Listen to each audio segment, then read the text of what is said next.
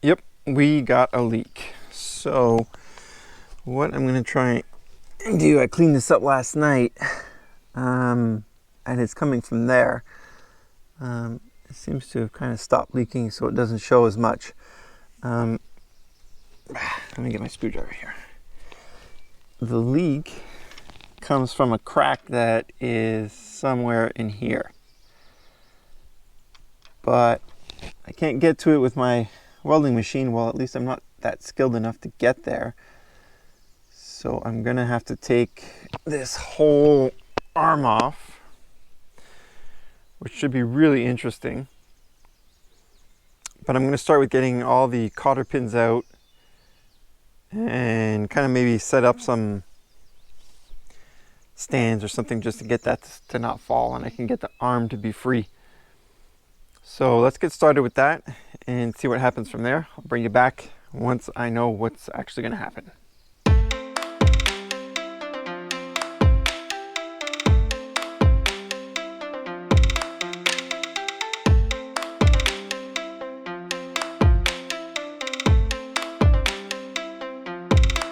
So my jacking stands didn't actually work, so I ended up using these, I don't know what you call them, patio, no, I don't know, bricks to build patio, to porches, whatever. You get what I'm saying. Can't speak right now. And I don't know about you guys, but I don't like lying on the ground, so I found this scrap piece of OSB that I'm going to be using. Now, I got all the cotter pins out, and most, if not all, are relatively loose. But obviously there's going to be more pressure here. I'm also going to go ahead and drain the hydraulic fluid because it's still leaking, and I think it has to do with just the angle. And then all the liquid is stored in this chunk of steel here, and obviously there's some there that is going to leak out. So I'm going to go ahead and do that. I'm going to try and actually preserve it and try to reuse it once this is said and done.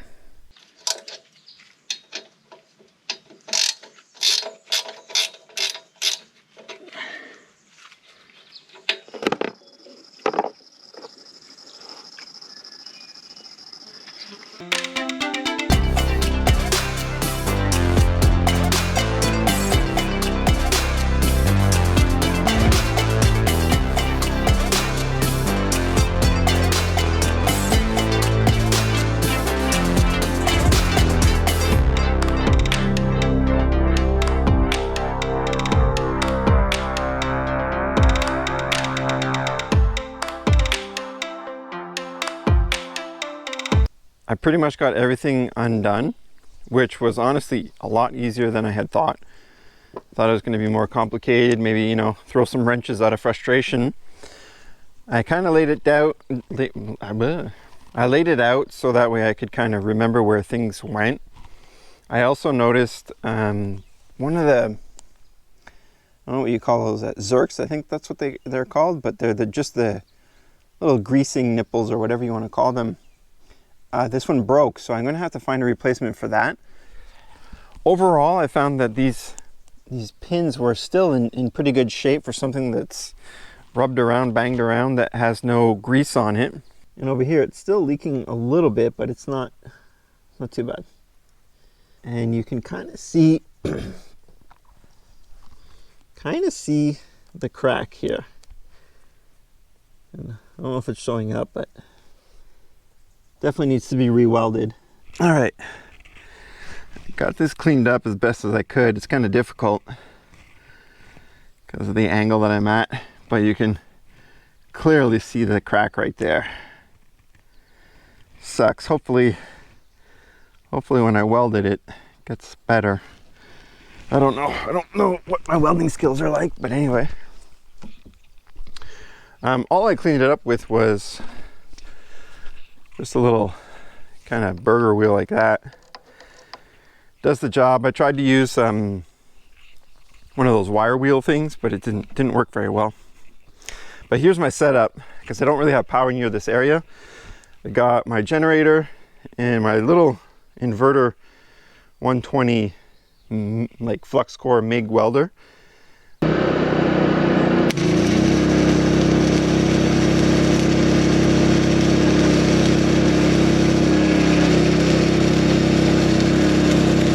Well, I think most of that's going to be censored.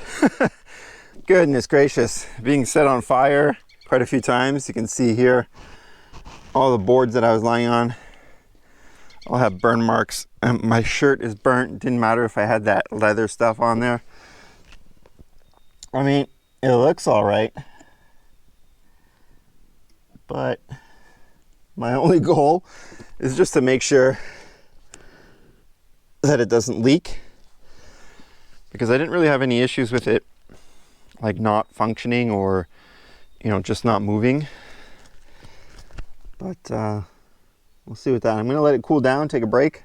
All right, that's had time to cool down, and I'm just gonna put a coat of paint on there just to cover that up. It should be matching color. Yep, looks good. Doesn't have to be perfect. It's gonna be hidden. Oh, kind of hard to spray paint this and whoa.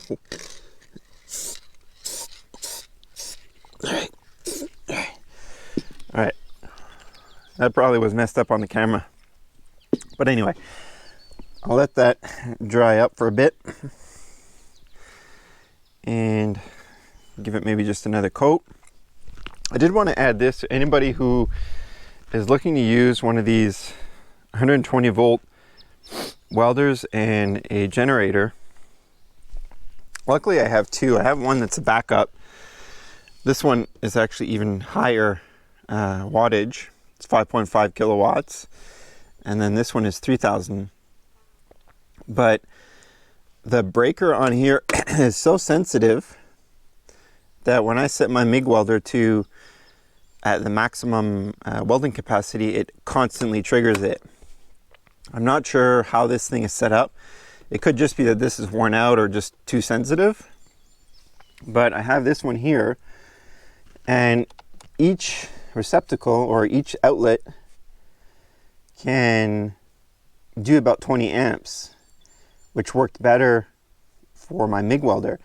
The only issue is that this one is like it's an Eco Boost or whatever, or not Eco Boost, that's part of a Ford's trucks or cars. It has an Eco Throttle, there we go. And it kind of runs at about half, so when you pull the trigger on the welder, it causes it to ramp up. Sometimes it just causes the welder to not function right away, and then you have to wait till it gets to its optimal point. But anyway, that's just a little tip. I'm going to just give that another little coat of paint, make sure it's all good, and then we should get into reassembly.